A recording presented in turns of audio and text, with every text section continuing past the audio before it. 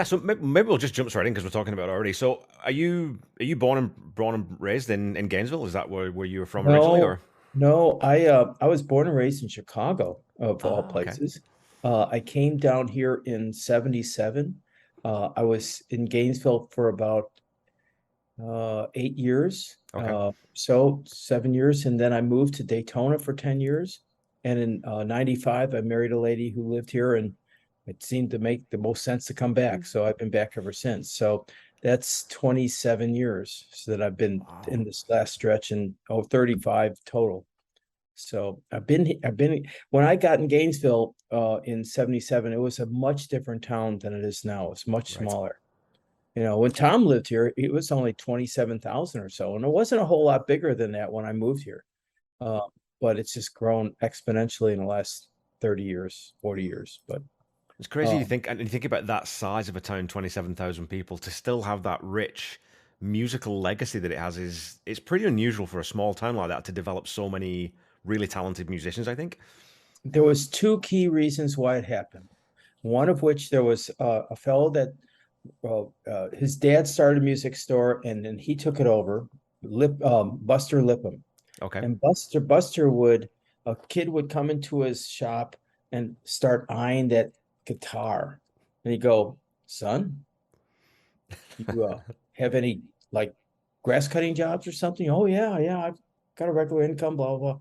"Well, you got $10? You can put $10 on it?" "Oh yeah, yeah, I can put $10." "Can you make payments of $5 a week?" "Yeah, yeah." And so then, Buster would kind of set it up with him, and then he would call the parents and go, "Is this Right. okay?" And so literally he basically, put all these instruments out in the community. So that was one thing. And of course, the Beatles were so affected so many different people in Yep. terms of wanting to learn how to play. And then what happened was the fraternities and the sororities, the college, they those kids wanted to hear live music, and it takes a lot of time and effort to have a band, play all the stuff that's current and all that. Whereas the college kids were pretty busy being college kids. Yep. And so the high school kids in the community started forming bands, and Tom was one of them. And so it was kind of like their Hamburg, if you compare it to the Right. Beatles. Right. They got to play and play and play and play to where they start getting pretty darn good, and then went out to California and got a record contract. Yep. Um, but you're talking about Stephen Stills was here, Right. Don Felder and Stephen Stills in the same band, right? The Mondi Quartet, right?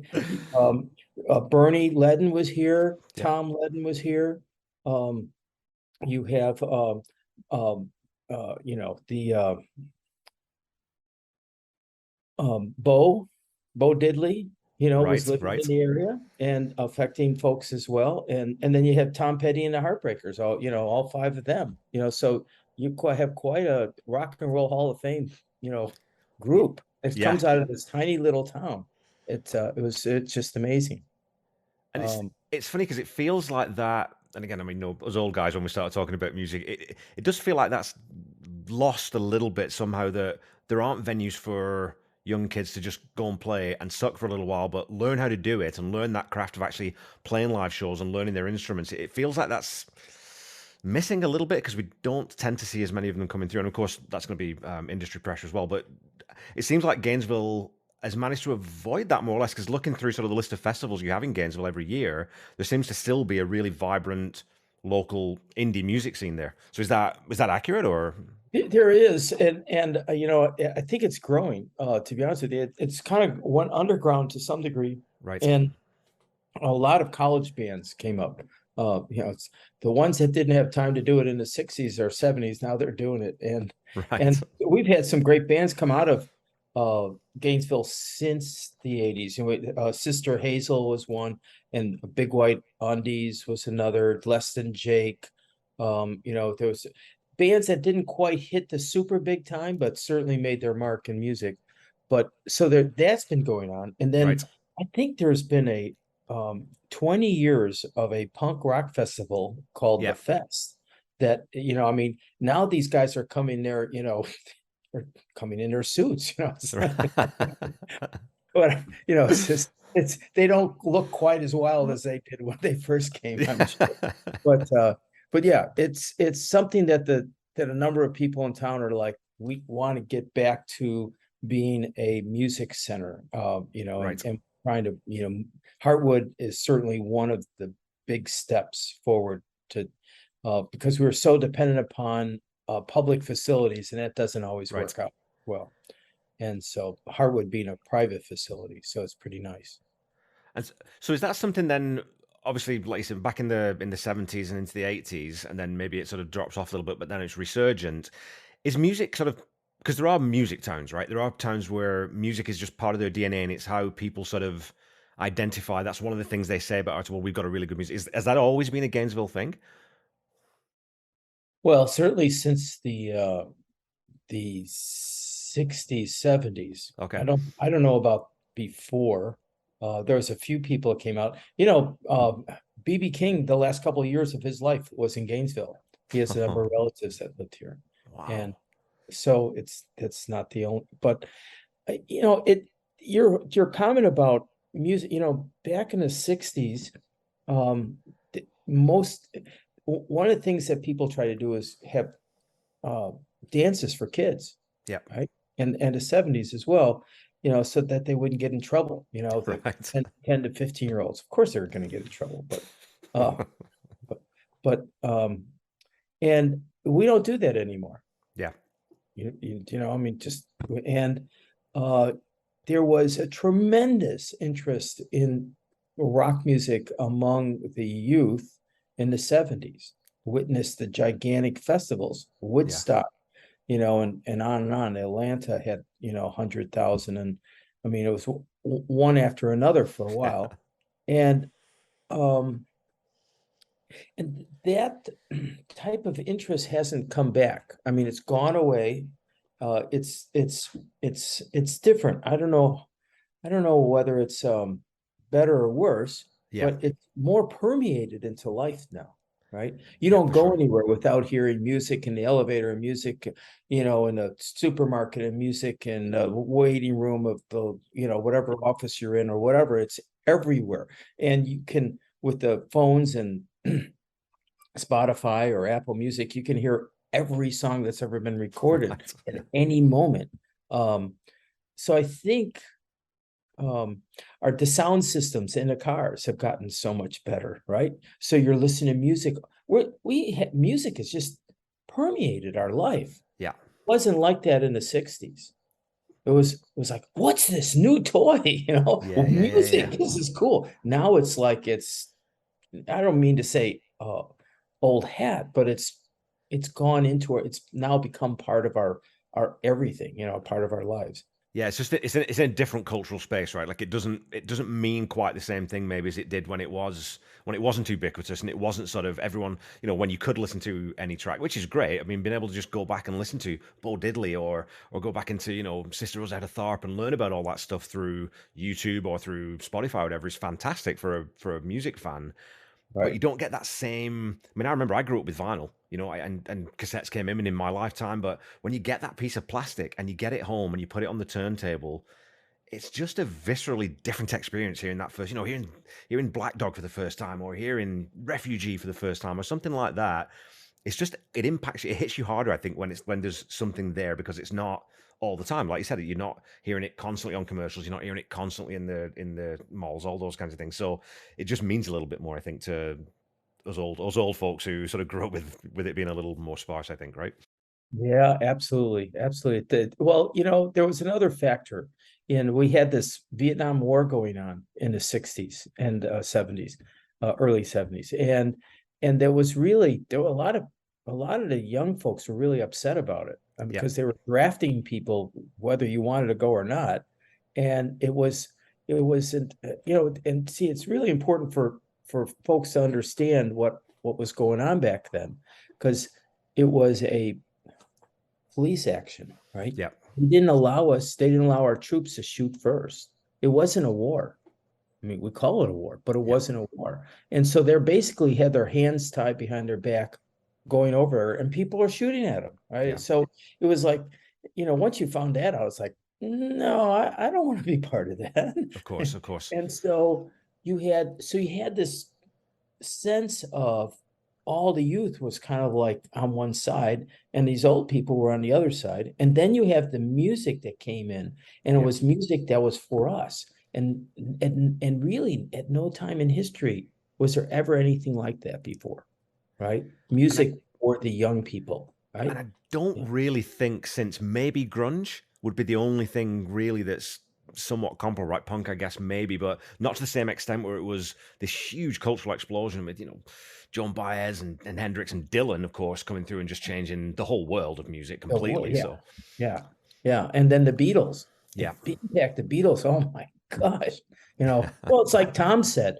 He goes, he really, I mean, he met Elvis, and that yeah, just changed his life, right? I mean, I don't even know if he got to shake his hand, but got to nod his head and be in his presence. yeah, And he was so impressed with that he was like, okay, I want to. He got a guitar and he started learning songs and all that stuff. But when he saw the Beatles, is when he went, oh, I can do that, because he yeah. knew he was going to grow up to be Elvis. Yeah.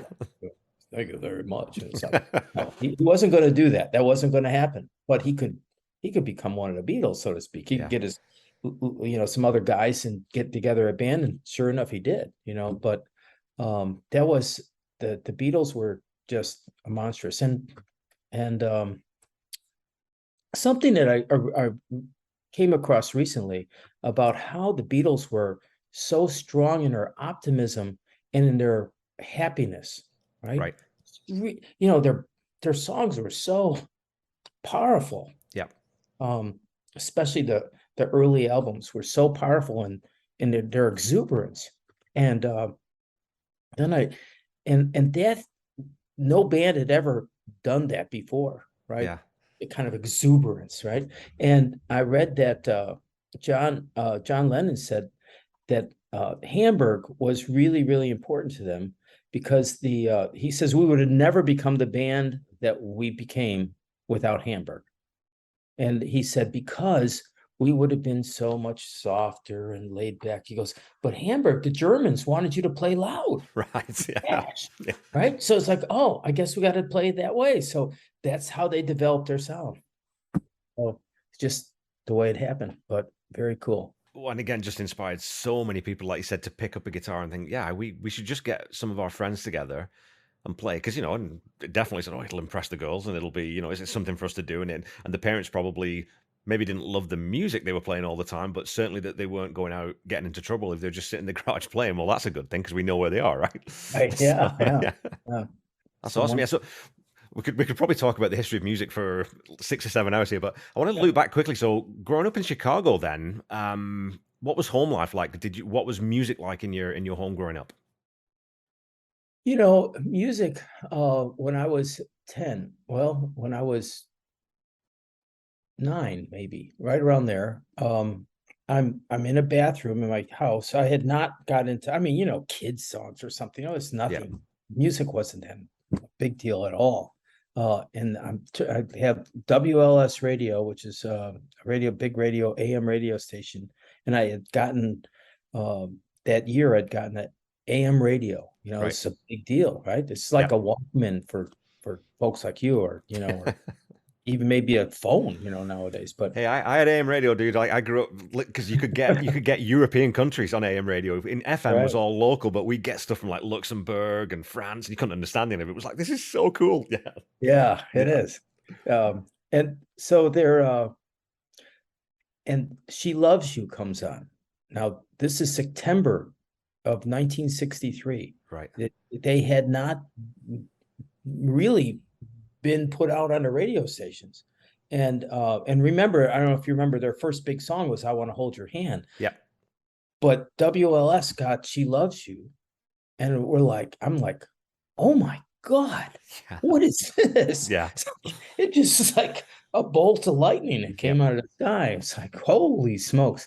And so then I, got a guitar and I started taking lessons. I was not very good. I didn't go terribly far. And the parents didn't think I practiced enough, so they cut Yeah. off lessons. And so I didn't pursue being a musician beyond that. But I always and then I was getting Beatles records until like Rubber Soul, and then I really got into sports for a few years, and so music kind of went to the wayside until I got to college, and Right. then college and the extracurricular things that you would take when you're in college, and the music just combined to really make me a lover of music for the rest of my life. So, I mean, some of the early music that I really got into was like Elton John, Madman Across the Water, and Led Yeah. Zeppelin 4, and all the, I mean, Yes, Fragile, on and on and on. I mean, Yeah. just amazing, amazing acts that continue to be wonderful albums even to this day, you know.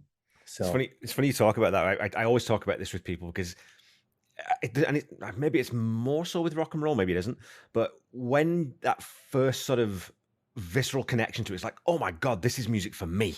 This is my music. It's not my parents' music. It's not, and you can tell because it just you get your body gets excited. You know what I mean? yeah. And so it was for me. It was the first time like my dad's huge headphones and sitting in front of our record player with a big box of vinyl and taking out this weird vinyl record with a photo of what looked like a tramp on the front and put it on. And again, the first time Black Dog kicks into your head, and then Oh, yeah. Plant's vocal comes in. It's like, oh my god, this I'm never going to be the same again. My Right. life is that's this is my music now. This is what I'm going to be into for the rest of my life. I, So you know, I still hear the because I first started listening to it on an 8-track player, so I still know where the 8-track clicks were right in the middle of some songs. yeah. Yeah, that's Yeah, again, that's the thing that kids don't get these days too, right? It's like your vinyl record skipped in a certain place and it had a pop in a certain place that no one else's did. So that's your record. And when you heard the song, sometimes you thought, oh yeah, I forgot that I don't have that word on my song because it skips over it. So yeah. totally So different. yeah, the so you got into it when you were when? How Oh god, old? I was young. Yeah, so my dad's a musician. My dad was a guitarist, and he was in bands, like just a sort of a hobbyist. He was a working class fella. But I would have been listening to Zeppelin, the Kinks, the Who, the Beatles, Queen from the age of sort of 5 or 6, really. And being a music obsessive, just getting those big headphones on, and just sit for hours in front of the record player and just record after record after record. And Earth, Wind and Fire too, and Rod Stewart and Rossini and Beethoven and Mozart. It was a very musical household, and I had access to all of that, right? So it was a good musical upbringing for me.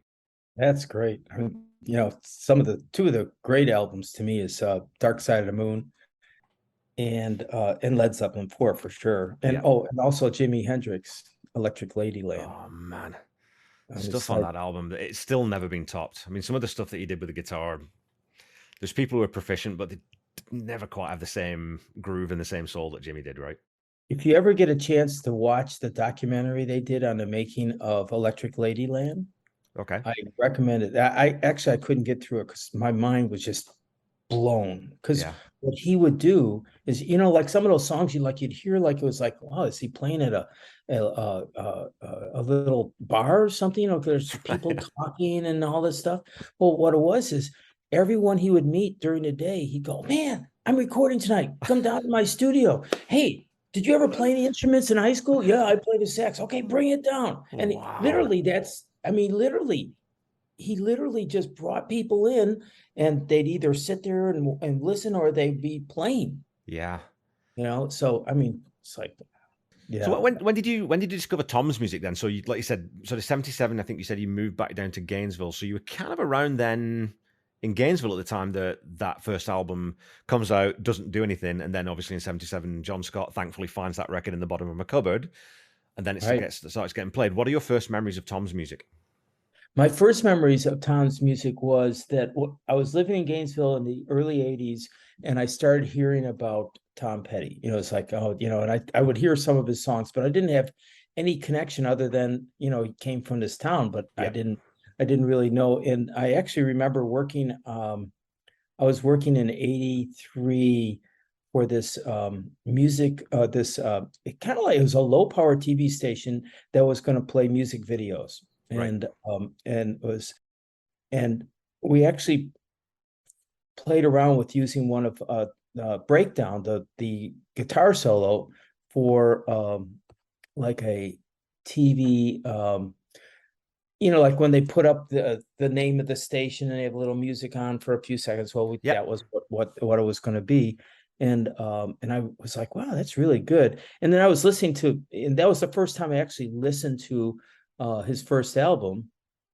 And I'm going, boy, he's got a couple country songs in here. It's like, Yeah. and I wasn't into country at all. So I was like, oh, yeah, I didn't buy it. And but then when I came back in 95, at a certain point, I became more and more aware of him. And when he did the 30th anniversary concert and appeared in Gainesville, I got tickets for that. And so that was the first time I saw him, was Okay. 2006. I mean, certainly I had respect for him. He's a great, it's a great band. It's interesting. What I'm seeing now with people that are older, that the bands that they got into when they first got into music, they never let go. Yeah. That's it. Yeah. Those are in, right? And so now it's like to squeeze a new artist in there is hard because you've already Yeah. got your favorites, right? So Tom was always one of those that was like, it wasn't my one, it wasn't in that first group. So Yeah. it was like, all right, yeah, I like them. And I remember buying we had Full Moon Fever as one of our albums, and that was just amazing. What an Yeah. amazing album. And so anyway, so we went to this 30th anniversary concert. It was incredible. They did, I mean, they play songs at that concert on Tom Petty radio all the time. I mean, it's almost the top shelf concert, Yeah. I mean, that we have access to, right? I Is mean, that was that the one on the documentary? Was that the Live from Gatorville? Was it that show? it was included with the running down a dream Yeah. documentary, Oh the man, live that concert. show is just unbelievable. Like No, it's unbelievable. unbelievable, right? That's Yeah. the first time I saw him live. Wow. And then I saw him in 2014. And that was terrific. It uh it was actually I got a chance to meet Mike Campbell in when he was touring with Fleetwood Mac after Tom passed away, right? Yeah. And he was doing a deal where you pay some money and you got to meet him, right? So I paid some money and I got my wife and I got to meet him. And my question to him was, why didn't you guys jam more? Right? Why didn't you get into? And a perfect example, one of my favorite Tom Petty songs is Melinda. Yep. It's like 15 minutes, and they Yep. kill in that song. And there's a couple others where they ended up getting into jams. And it's like, boy, I just felt like they could have been even bigger with some of their jamming. I mean, Yep. if you're talking about songs as being the mark of a great band, well, they're a great band without a question. Absolutely unbelievable songs. But some of those songs I love so much, I would love to have seen them, jam on them. You know what Yeah. I'm Yeah. saying? Yeah.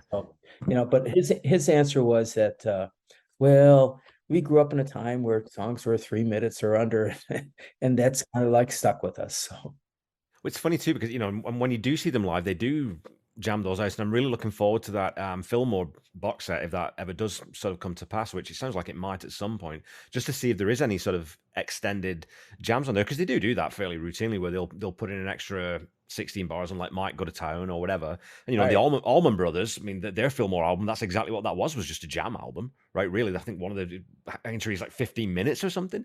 So you'd love to get some of those, and I think that.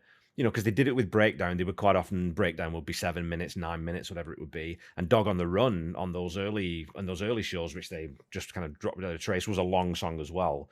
But I think maybe it is that thing of, especially once you've gone through Damn the Torpedoes, Hard Promises, Long After Dark, now you've got this catalogue of really big hits where you're drawing in a crowd that aren't just hardcore Heartbreakers fans, they're also radio fans who are going to come and they kind of want to hear all the songs. And then you start getting out of the situation, well, now we've got to pack in 2022 songs. We can't spend 15 minutes playing Melinda anymore, right? So we don't have time. We don't have time to jam on them. Right? Yeah.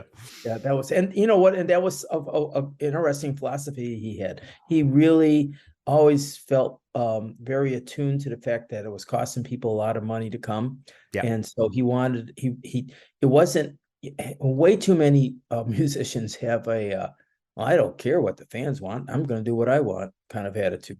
And that was not Tom. Tom was very attuned to, I want to give him a good show. I want to, show a lot of respect to him Yeah. and make him happy. So that, and, I can't say that about Dylan anymore. Well, Bob's always been a little bit of a, bit of a loose cannon, right? And I think in the last 20 years, he's like, people are going to come. I don't care. So I'm going to go out there. I'm going to play what I want in whatever key I want. And I might change some of the words and people are just going to have to keep up. So. Well, Jeff Slate, who you've had on your show, Mhm. he told me that he goes, Bob's doing exactly what he was doing in the 60s. Yeah. They wanted him to be a folk guy, and he goes, no, I'm going to play electric. So he goes, he's not doing anything different. He's Yeah, just doing whatever he wants to do, right? So, that's that, and that's absolutely. his philosophy. And you can't argue with it because it's his life, and that's what he wants to do. So, And it uh, is slightly different when it's someone like Dylan. And I think Tom probably could have got away with it because he's in that same mold that people will forgive a little bit of, sort of not egoism, but sort of a little bit about it. Well, I want to do this, and it's like the old adage when you go to see a rock concert, especially like an aging rocker. It's like, don't just play the greatest hits. We don't want to hear the new cuts off the album. But the Heartbreakers were different in that regard because I think that, and I've talked about this lots with people. Because of Tom's diligence to making great music all the time, and that sort of bloody-minded focus on every song needs to be as good as or better than the last one recorded that he had, the quality of the albums never dropped off. So you did want to hear some of the stuff off Mojo. You did want to hear some of the stuff off Hypnotic Eye. You did want to hear stuff from Last DJ and Echo. And sometimes, like, your favorite song might be one of those deep cuts off one of those albums that they're probably not going to play live. So I think he's one of those rare artists who, even though on the 40th anniversary tour, most artists at that age, Kiss, Zeppelin, The Who, any of these guys, they're just churning out all the hits. Tom right. still had this catalog that he could dip into and throw one or two of those tracks in there. Well, and he had a new album, Yeah. so that was the other thing. He's always putting out new music, you know. And what's amazing is to look at the consistency of the music over his life. It's just Yeah. unbelievable, unbelievable. I still can't get over Mojo. Um, It's I can't get over it. It was turn on the recorder. Okay, we're all going to play at the same time. Done. It's like in the practice space. in our practice space, At a right? time when at a time when blues rock isn't popular, so Who does that? yeah, Now everybody's sitting there, okay, well, I got to record a voice track and a click track and and then they build it up, the Jeff Lynne style. You yeah, know, that's how they're all, and to do it like a live band, just and then to listen to it and go, oh my God. And I remember he made a comment that every one of these guys is a virtuoso.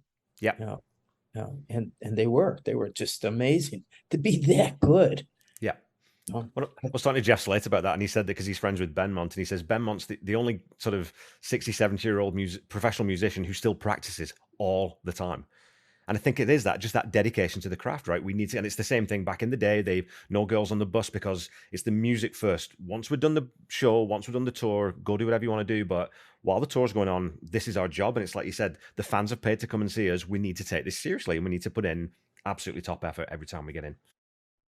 Okay, so yeah, I mean, obviously the big thing we want to talk about is the Tom Petty weekend, which is coming up, and that is on October 20th, and that's going to be at the Heartwood Soundstage in Gainesville. So the first question I had was, I know that the Tom Petty Birthday Bash 2018-2019 was held in Depot Park, and I don't know, were you involved in organizing those ones as well? well, okay, so October 20th, 21st, and 22nd, first Yeah, of all. So it's 3 days. sorry, yeah, And it actually started in 2017 when Tom passed away. 18 days later, we put together a 1 day. I don't want to call it a festival, although it's a little bit of a festival. yeah, But where what looking back at it, it was a wake for the yeah, people of Gainesville, right? And we had more. It was free, and we had, I don't know, 3,000 people there, and everybody was just emotional. People were crying. of course, Um, yeah, it was really powerful. So then then we literally immediately started planning, went, wow, 3,000 people, holy smokes. And with almost no advertising, no notice, nothing, 3,000 people show up. It's like, Yeah. wow, I guess we should do this again. Yeah. And so, so we started planning to 2018, and the lead singer for the main band that played, got a tribute band, Tom Petty tribute band. Okay. The lead singer, he decided, we had put him in charge of picking out the bands for 2018, and then we also asked him to. We started going, well, what if 5,000 people show up the next time with adequate advertising and all that stuff? Right. So we're like, well, maybe we should look at a backup place to have this, because 3,000 is pretty much our max. Yeah. And so, well, there's Depot Park right across the street. Our place borders on uh, Depot Avenue, which used to be called Depot Street, which Right. is the name of Tom's first single with Yep. a Mudcrutch. And so he went over there, and the next thing we know, he's decided to leave our group and do his own thing, Okay. and his own Tom Petty festival at the same time across the street. And Okay. so we had to deal with that for 18 and 19, and then in 20 it was COVID, and the family did a virtual festival. In 21, COVID was bad. And then in 22, the family was going to do a festival in Gainesville. And then it was when they decided, it was probably like February or March, and COVID was still raging. And so they were like, and so then we worked for 2 or 3 months to get their permission to hold another Tom Petty weekend. So we did it in 17, 18, and 19, and then now 22. And uh, we would have preferred to have done it as one group. Yeah. The Of other course. group didn't want to do it that way. So, Yeah. It's too bad, really. But I mean, and I don't like to dwell on negatives. So at least it shows that there is such an appetite for Tom's music that you can run two simultaneously, or there's enough capacity that people want to hear that music. I think that's the positive takeaway from it, I think, right? So I mean, in an ideal world, I don't think we could do the fest model, but the fest right, model is really interesting, that they might have a couple main stages, but basically every bar in town has a band that comes and plays. And right, you buy one ticket and you can go to any place you want to and see whatever you want.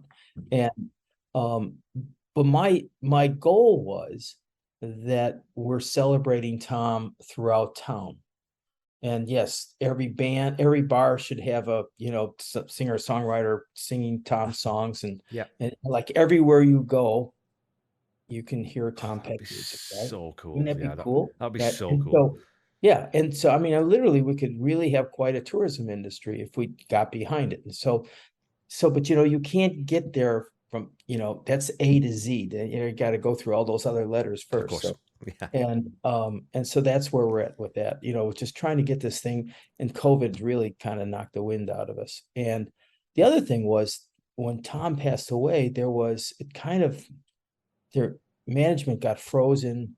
They had to wait for the settlement of the way the Of estate was course. all get laid out, who was in charge, and that took a couple of years.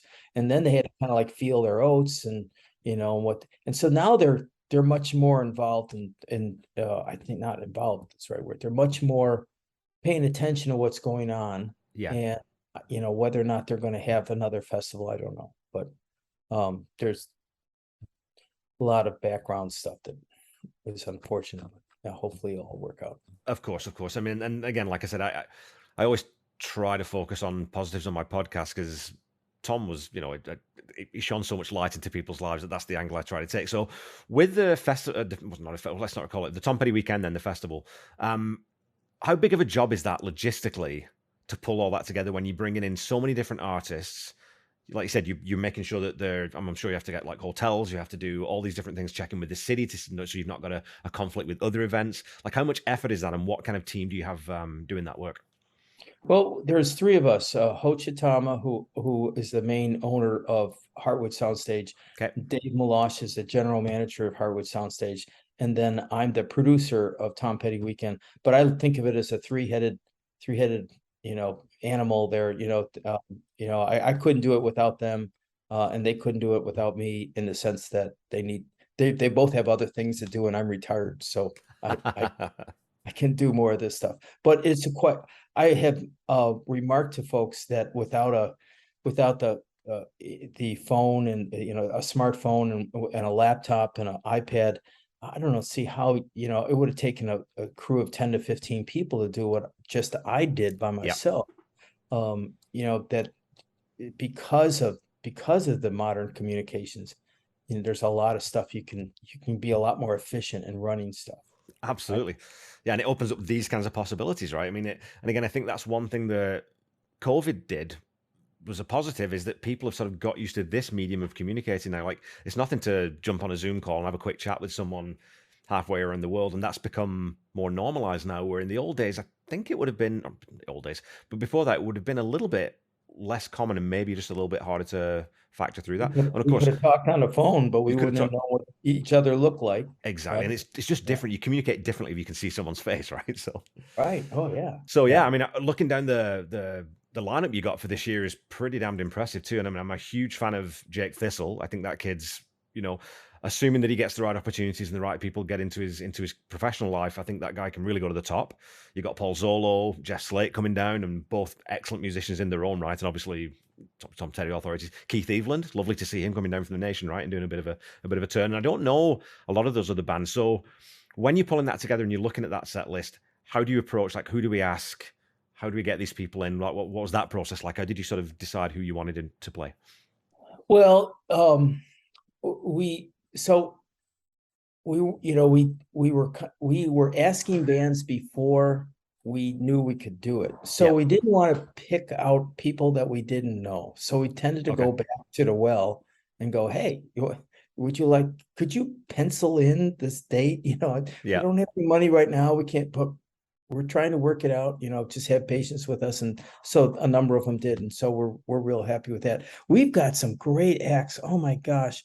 The one that could end up killing, I mean, like, oh my gosh, is the last band you'd ever expect. This is a band of 5 horn players and a drummer, Okay. right? And one's a trumpet, no, 2 trumpets, a sax, a clarinet, and a Sousa. Now Sousa's like the big tubas, Wow. Yeah. and these are all college kids, and they're all, while they're playing, they're literally jumping up and down.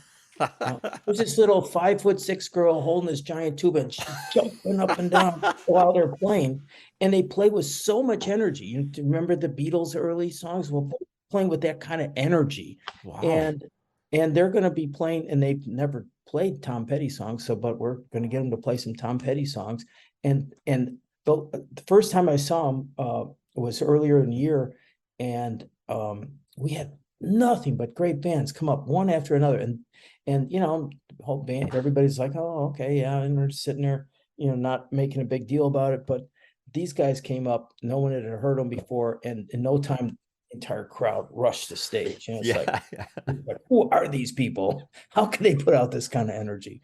And so that's one band, the Sousa. Okay. Um, I'll check those guys out. we have Shine and the Shakers, I think. Okay. And Shine is, holy smokes. Jimi Hendrix is she's came back as a black lady. That's all I can tell you. It's this lady, it's unbelievable. And Okay. and she does some great Tom Petty songs, but she did you've heard the Jimi Hendrix song, Hey Joe. Of course. Yeah. She did it slowed down, and it was like, oh, like Wow. like a revelation, kind of like if Jimmy heard it, he'd go, "Oh man, I'm gonna start playing it that way." Right? That's And super cool. so, Yeah, I'll definitely bookmark those and then try and dig into those. I think what I might actually do is when I put this episode out, I'll put a playlist together of all the bands just so people can hear, what they're getting into. So that's super. Yeah, like horns and and the drum, like that's crazy. And One drummer, these are young kids no then, like bass they're player, no, they don't wow. sing. They just play, and the energy is amazing. And so yeah, we've got some absolutely amazing musicians. Everybody just really loves Tom, and they're willing to do whatever to come and honor him. And so that we're just really, we just all feel privileged to be part of it. It's just it's he was an amazing musician, Yeah. amazing person. And, I always point towards every time I see an interview he's in. He goes, well, I'm just an old musician from Gainesville, Yeah. Florida. He always mentioned Gainesville. Uh, what what musician would mention what? I mean, I can't think of another musician that would always mention where they were Where they're from, from. Yeah. right? And then he'd mention it in his songs.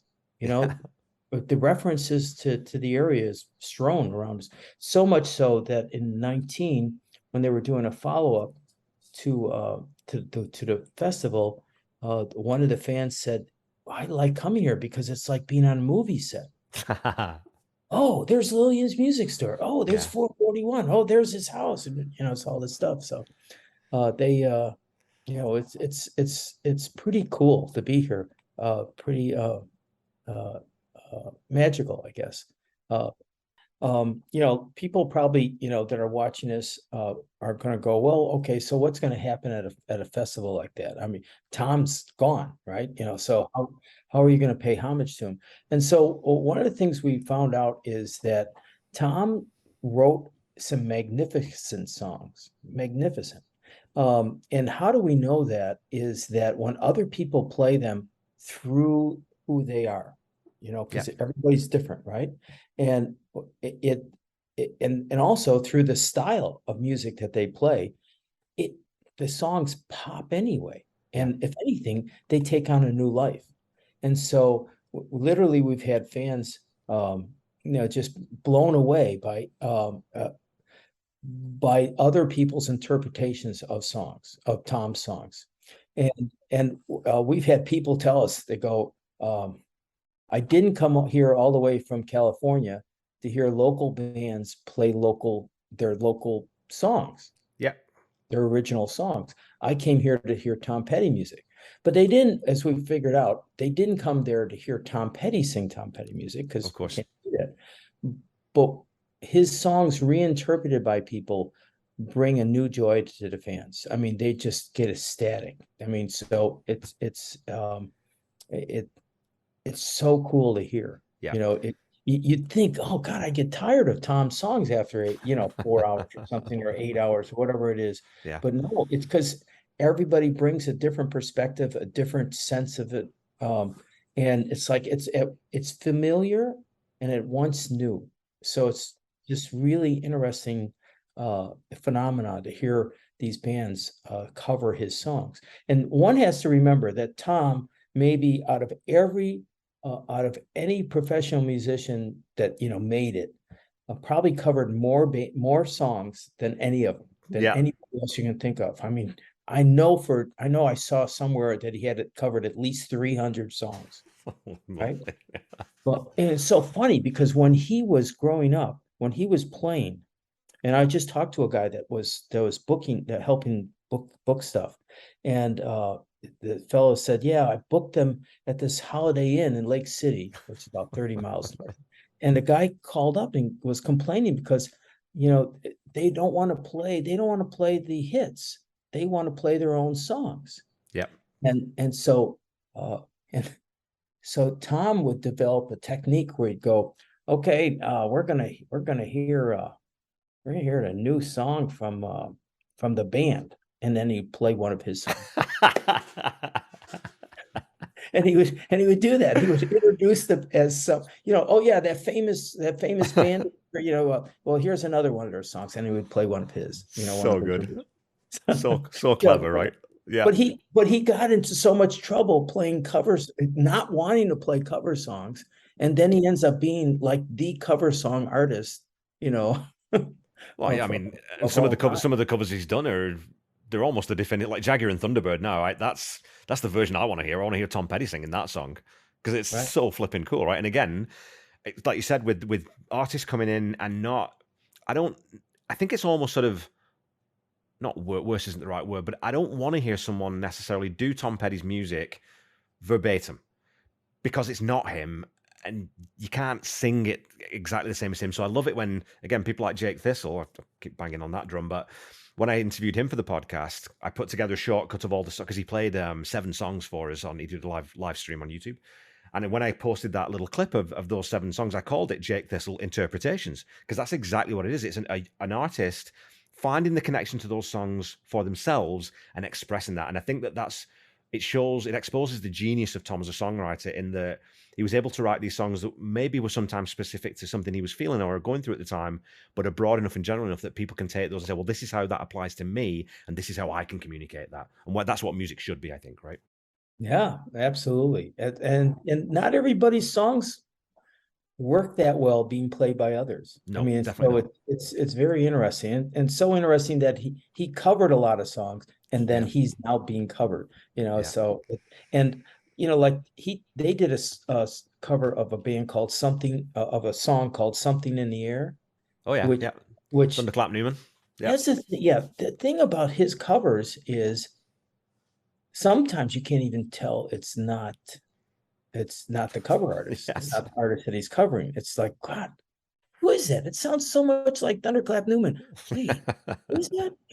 Well, that sounds like Tom Petty singing. It's like Yeah, yeah. they did such amazing covers. Probably the best cover band ever. I would make that argument with anyone any day of the week for sure. And you think about all the major artists, Dylan covered, different bits and pieces. Springsteen will throw the odd one in there, but no one owned them quite the same way that the Heartbreakers did. No one sort of got into the very bones of those songs and passed them off as their own almost, right? And I don't think anyone else has ever done that. Not at that level. Not a band at that level anyway. I mean, they certainly could have made a career of doing that, but they didn't. They made a career of doing their own songs, but they added this as like, extras. Yeah. And so it's pretty cool in that way. Just think about how many songs they probably know. When the Heartbreakers together, they, like you said, 300 covers, but they could probably play at the drop of a hat 500 songs, which is great. It's insane. That's absolutely insane. Well, I don't know if you remember when they were recording Wildflowers. Yeah, they were recording Wildflowers, and the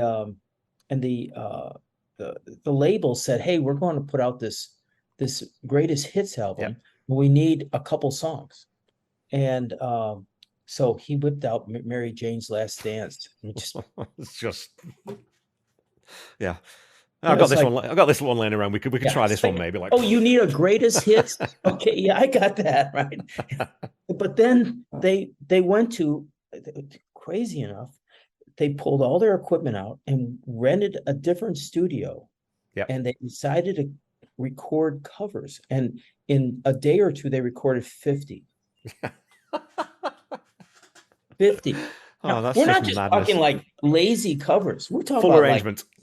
like full arrangement, the whole bit, right? So So let's wrap up. First of all, let me say thank you so much for your time. And I know I've probably taken up a little bit more than we were expecting, but this always happens when I talk to Tom Petty fans because Tom Petty fans love talking about Tom Petty, as do I. So it always kind of drifts off into these long conversations. But so for people who still want to get tickets to the Tom Petty weekend coming up in October, where do they get them? What's available? What are the options that they have? heartwoodsoundstage.com.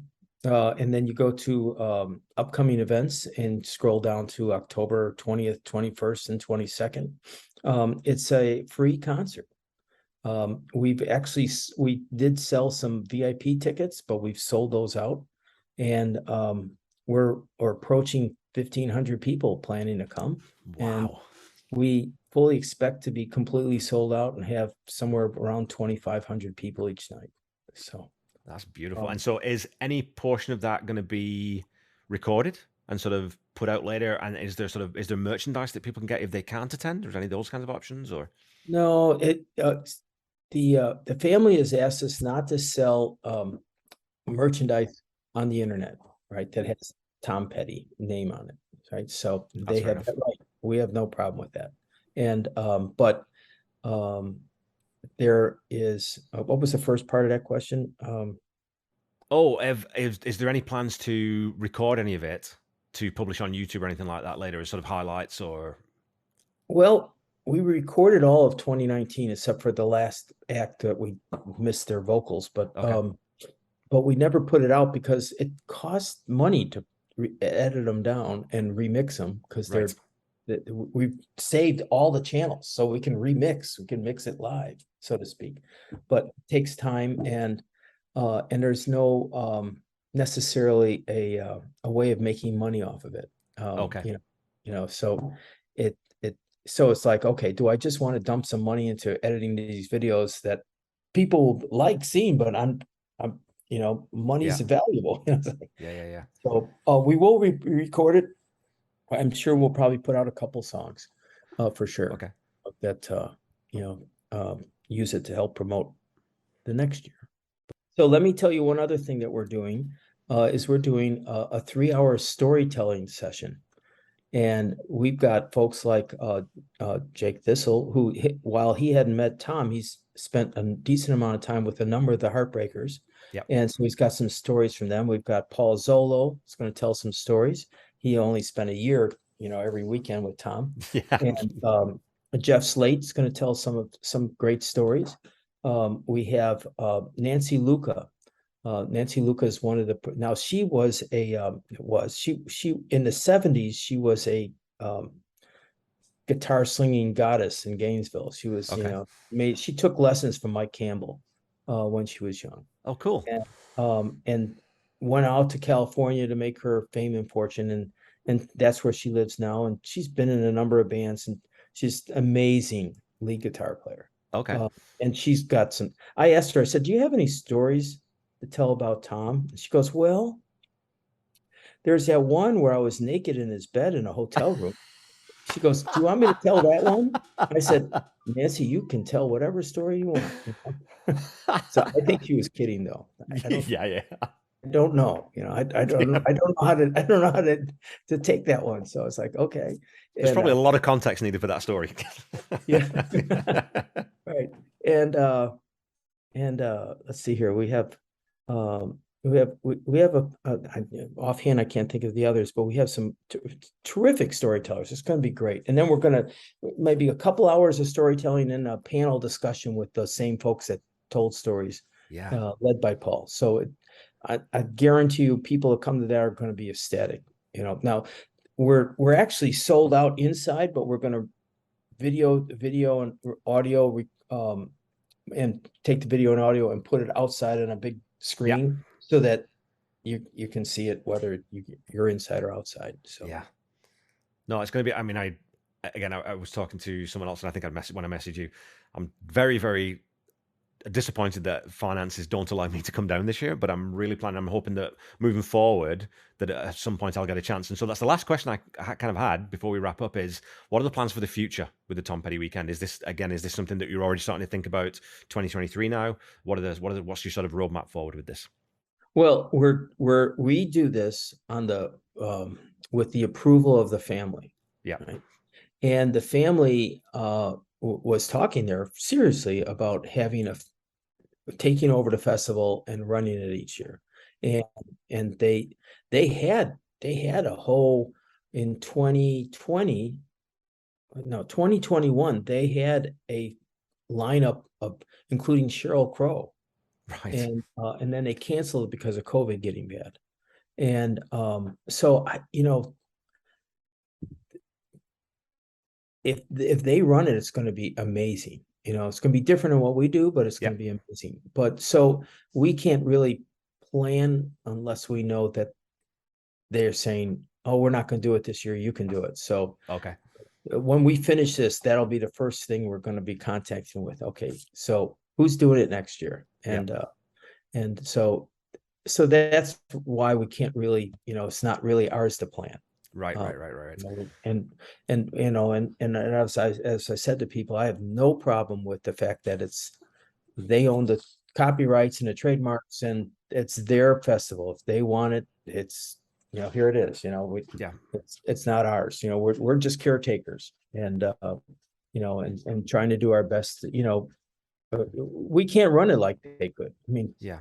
Of course. they can. Hey, Bruce Springsteen, you want to come over and play at our festival? Hey, and can you imagine the Heartbreakers getting back together and then bringing Oh, in Stevie Nicks and I Eddie know. Vedder and all these people and Jake Thistle Yeah, to sing to do a concert for Tom. Can you imagine? it would be amazing, and it would definitely work. I mean, I remember, the Freddie Mercury tribute concert at Wembley. It shows that you can do it if you get the right people in. So Right. I think that would be Well, fantastic. and And I also hopefully, I mean, moving forward, even if that does happen and the festival grows and it becomes a bigger thing in Gainesville, hopefully there's still something that they can bring. Let the Heartwood Soundstage be a part of that in some capacity, because there's still a good opportunity for bringing in some of those smaller acts and getting them playing the music as well on the side. That can be, like I said, more of a jazz fest kind of the idea behind it. So if we had our druthers, and it's not ours to choose, but if we had, we would. Oh, and our plan was to hold local and regional acts. It'd be like one of a number of stages, and yeah, we would have the local and regional acts. We would have the storytelling, and we would be the home for the Tom Petty Nation. Um, nice. so that they could go back and forth because it's just across the street. It's not a big deal. And so, in an ideal world, that's what would happen. But not always does things work out that way. So, but we think it's really important to have a festival each year for Tom. And I personally have a bigger picture. We I read this article about Liverpool in 2017. Okay. They presented this in 2018, but in 2017 they looked at tourism, and they're like, we're getting a lot of tourism. Where is this tourism coming from? Why is it that we're getting all this tourism? Well, they figured out that they were getting $110 million of tourism each year from the Beatles, Of course. right? This Yeah. is 60 years later, right? That's 60 years later. So I'm going, wow, that's a lot of money. And I don't know if you know about Liverpool. Modern Liverpool is not at all like the Liverpool that the Beatles grew up in. The Liverpool the Beatles grew up in was like the dirtbag of England. I mean, it was one of the worst places. I mean, yep. Mick Jagger said, what when they heard about that there was this band out of Liverpool that got a record contract, and he's like, what good can come out of Liverpool? Right? That's the pits, right? Well, now Liverpool is like the shining example of cities in England. Young people are moving there, modern buildings, Yep. businesses are moving there, families are happy moving there, all this stuff. I mean, and their tourism is huge, right? Well, why can't we do that? We're not going to be able to do You can. 110 billion, but Yeah. maybe we can do 20 or 25 million. And I see every year that we already have a tourism business going on with Tom Petty. Yeah. Of People course. post on Tom Petty Nation, pictures of visiting the Tom Petty Park.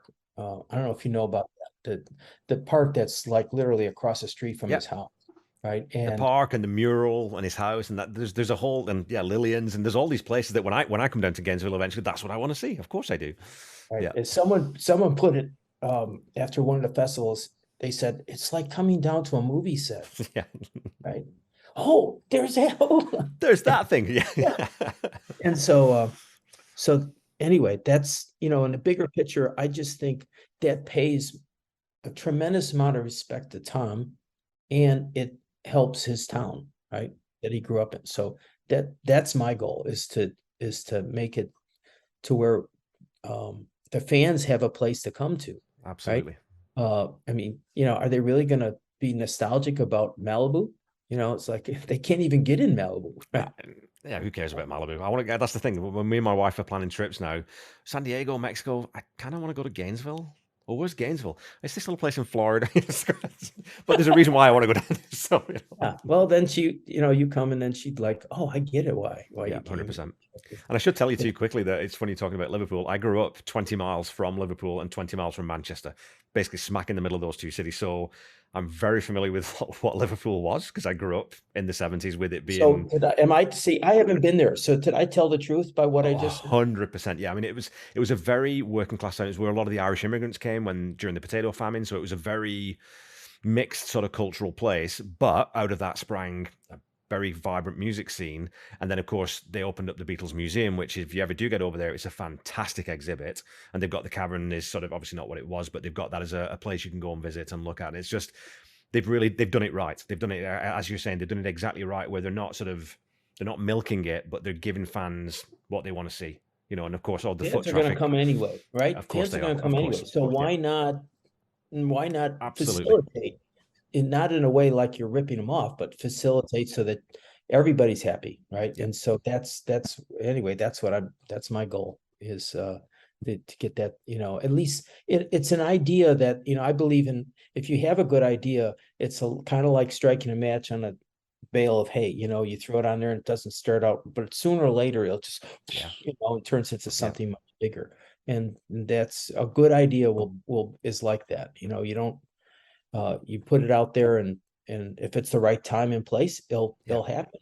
And so Well, and it's a great idea to honor Tom. and a great legacy, and I think one that he would be very proud of too, right? And I think that the fact that you're doing this as a volunteer is wonderful and very special. And so, from all the fans who can't make it to the Tom Petty weekend, and all the fans who are going to be lucky enough to be there, thank you so much for all the work that you guys have put in to doing this, because again, it means so much to so many people. And all the people who are the 2,500 people who are going to be at this weekend are going to leave with a lifetime of memories, and they're going to meet people who they've met through the Tom Petty Nation and people like Paul Zolo, and they're going to be able to talk to all these people. And it's going to be such a life changing event for so many people, and people are going to bring their kids, and their kids are going to get into it, and it's such a great thing that you guys are doing. So thank you so much. Well, and you're welcome. That touches on the one of the more amazing things about Tom Petty music, is that you can find. I was wearing a Tom Petty T-shirt to a PT appointment, and there was these two, and I'm old, but these people were much older. They were in their 80s or 90s, and they looked at me and went, "Nice T-shirt. We love Tom Petty." And I'm like, "Whoa," But I get that from 14-year-olds. Of course. I mean, literally his music. I can't think of anybody beyond the Beatles that have quite the the fan base Yeah. that he had in terms of age groups. Now, what's interesting is, now when we have these festivals, do you know what age group and sex we see the most of? I would say, if I had to guess, I would say 35 to 50-year-old women is what I would guess. Probably closer to 50, 60-year-old women, Is it but really? Yeah. yeah, 45 to 60 or something like that. Okay. Women that were 16 when Yeah. Tom came out, right? And they became infatuated with Tom and then stayed with him their whole life. Yeah. So and we were like, wow, there's all these middle-aged ladies around. This is really interesting. It's like, why is that? Well, Tom, who's Tom attracted. And they, we talked about that earlier. You when you're young, you decide you like a particular kind of music, and that tends to be the music you like the rest of your life. Yeah. You might like others, you might add others, but you always go back. Yeah, it's your first love, right? Absolutely. Absolutely. Yeah.